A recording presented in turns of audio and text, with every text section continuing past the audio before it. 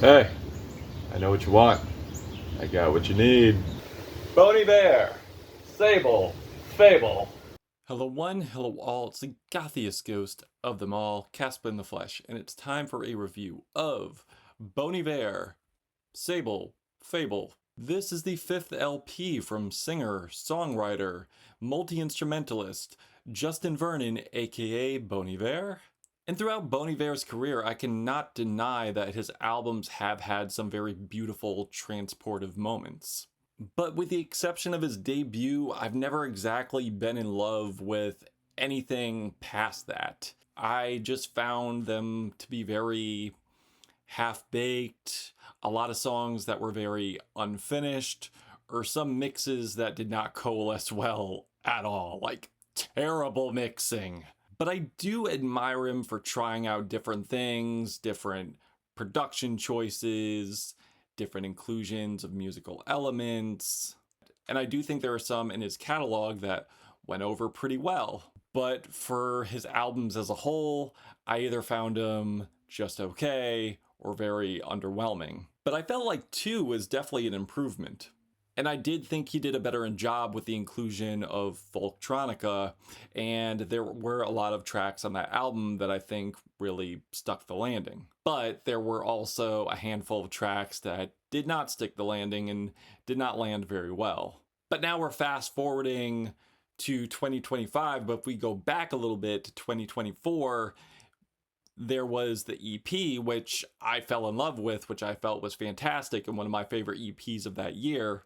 And that EP is actually featured on the first section of this record, as this is like a two-header where we have Sable, the EP, and we have Fable, the LP, combining together as one. So not only do we have a finished project, not only do we have a new project, but we have an absolutely beautiful one. As the first disc, I would say, is like more of a self-reflection of Bon Iver, of Justin Vernon, and Fable would be the love story portion. But I gotta say, in comparison to his other LPs, this is honestly the most beautifully produced yet. Like, this is what I've been waiting for a Bon Iver LP. Whether it's in terms of the production, whether it's the dreamy pianos, the gorgeous pedal steel that gives this thing a very beautiful, gorgeous country touch. And there are some points of this record where we get these blissful organs that give this thing a religious experience, definitely diving into elements of gospel, or very sensual warm chords that go into R&B territory, or some chipmunk vocal samples and hip-hop style drums like on Walk Home. But if you haven't heard this record yet, I don't want you thinking like this is just all compartmentalized, that you're getting a country track, you're getting a hip-hop style track, you're getting a gospel track. No, like these things form like Voltron into one beautiful, gorgeous, spellbinding genre. And very reminiscent to me at points of Prince or D'Angelo, like on Everything is Peaceful Love. And you do get your electronic moments, but these electronic moments make sense. They're so well produced. They're well arranged. Like with the previous track, Short Story, it just transitions beautifully into Everything is Peaceful Love. And that is the thing too, like this album has the best flow I've ever heard on a Bon Iver record. And lyrically, I don't necessarily dive into Bon Iver's lyrics. I don't necessarily dive into Justin Vernon's songwriting, but the songwriting, the substance, the emotions here, the topics are immensely touching. As I mentioned before with the EP, which is more of a self-reflection in my eyes of who Justin Vernon is, just wanting more out of life, digging deeper through the layers of existence.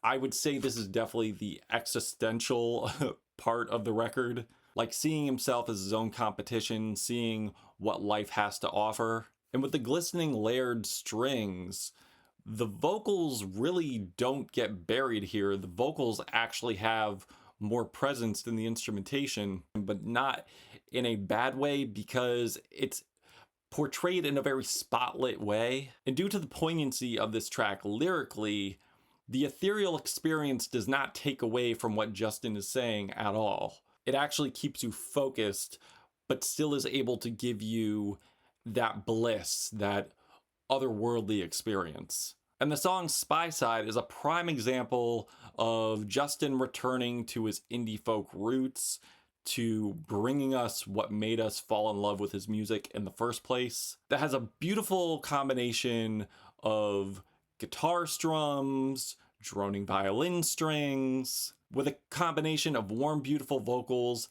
passionate falsettos. In award season, I see Justin dabbling in an ambient direction here, with the somber pianos sparkling on top of the droning synth layers. But the track has such a harmonious build to it, and near the end we get this heart-wrenching horn section, and lyrically matching up perfectly with Justin trying to rekindle this love that started off strong but is now tragically dwindling.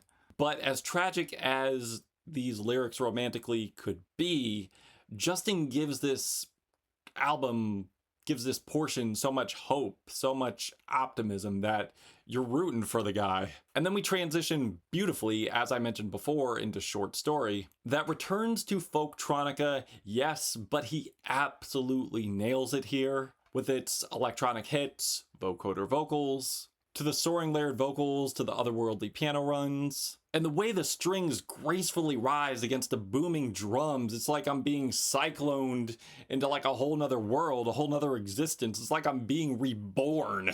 It's like I've discovered a new reality and I want to stay there. And everything is peaceful love. God, if this hook isn't one of the most infectious, beautiful hooks that Justin has laid to sound, I don't know what is. Damn if I'm not climbing up that tree right now, and everything is peaceful love. Yeah, I again, not a singer, but you know what I mean.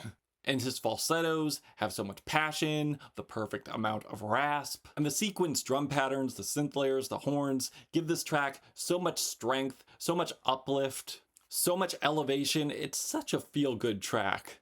And the country guitar solo is so warm, so awe-inspiring. And the song Walk Home, as I mentioned before, has one of the most warmest, gorgeous melodies and hooks on the whole record. It's very much like so spiritual, it's almost like a hymn, but of course it still has that hip-hop influence, where Vernon is yearning for this absolute love and touch of this person who we feel completes him. And we get more hip-hop and gospel influences on the fantastic Day One, with these quick, almost glitchy, like little vocal bits like and a very beautiful vocal inclusion from Dijon. And great chemistry between Dijon and Justin here. And I love the roaring synth bass that appears on this track. I feel with the gospel inclusion, the roaring sunburnt synths, like it definitely does read to me as like Kanye in his prime. After this though, we do get some tracks I was underwhelmed by. I really do think that From really does enter into instrumentally bland territory. Like, it just comes off to me as really bad late 80s, early 90s pastiche. And then we get I'll Be There, which could have potentially been great. Goofy Michael McDonald vocals that Justin lays here aren't really doing it for me. And that's not a shot at Michael McDonald, but I just could not get into this. And the immensely washed out vocals, muddy drums, it easily makes for the weakest track here. And then we get If Only I Could Wait. That features Daniel Haim from the Haim sisters from Haim. But they don't seem to connect here at all. It's not like they're singing to each other. It's like they're singing past each other. Like it's like each note and lyric is just flying by each other. Luckily though, this album does end strong with its last two tracks. The immensely hopeful and motivating ballad There's a Rhythm, where Vernon is contemplating on heading into a new direction in life, where he feels like he didn't succeed the first time, but wants to try again. But it revolves to ready to go back, see this love interest, like this love interest that he's been yearning for. And also I do love the inclusion, as you may have noticed before, him speaking on Spaniard, Spain, like there's really like a connection here. Like his devotion here, his passion, his existentialism, trying to find deeper meaning of life, finding the person who completes his life, it just comes together so beautifully on this record. And again, the arrangements here are just so fantastic. And also we get the heart-wrenching, captivating instrumental closer, Au Revoir.